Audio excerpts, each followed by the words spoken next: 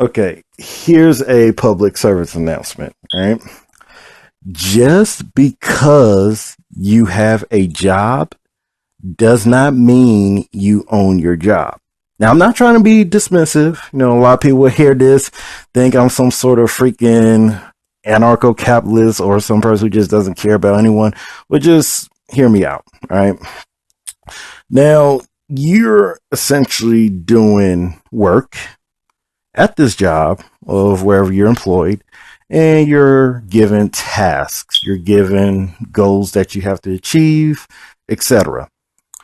Now, although you are working, this is really based upon what your superior gives you, the work your superior gives you.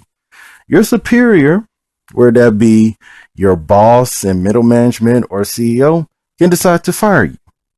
All right.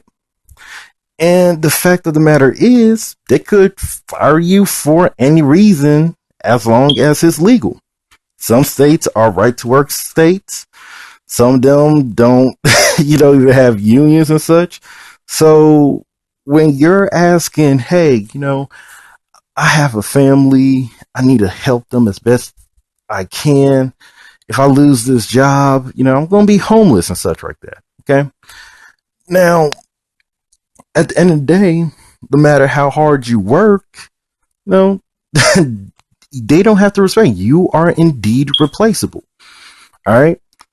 And with all this talk about, I'm going to get a little political here, with Trump bring about coal jobs or him trying to return jobs for factory workers, etc.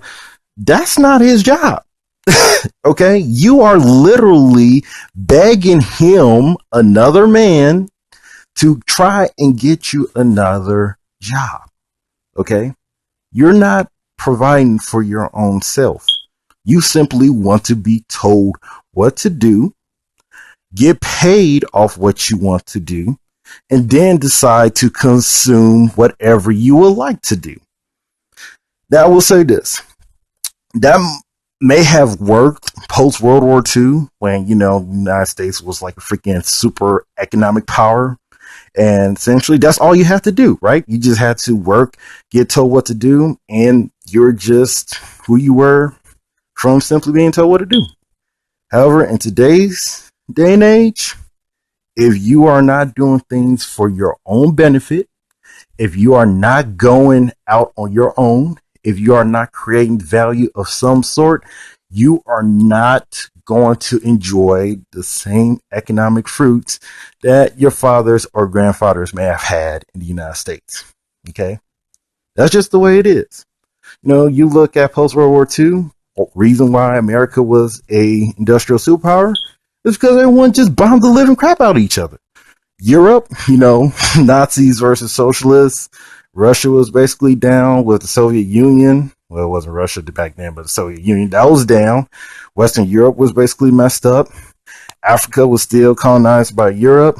Japan just went havoc on around Asia. And South America wasn't really doing much. Okay? Don't want to sound as if, I'm being a social justice warrior here, but you have some sort of economic privilege during post World War II, okay? You literally just had to be told what to do, and you will literally live a comfortable life. All right? That's not how it's going to work in the future, or even today for that matter. You have to educate yourself, not necessarily in, the liberal arts or anything like that, but that would be somewhat necessary. You have to learn how to create value. You have to learn to go out on your own, and you have to learn how to be an entrepreneur. Okay. Now, if you don't want to be an entrepreneur, fine. That's your own decision. I would really retaliate against that if you're a poor individual or who's in poverty. But notice that working a job at one company with a full pension, with vacation days and all that in these United States is over. That's all.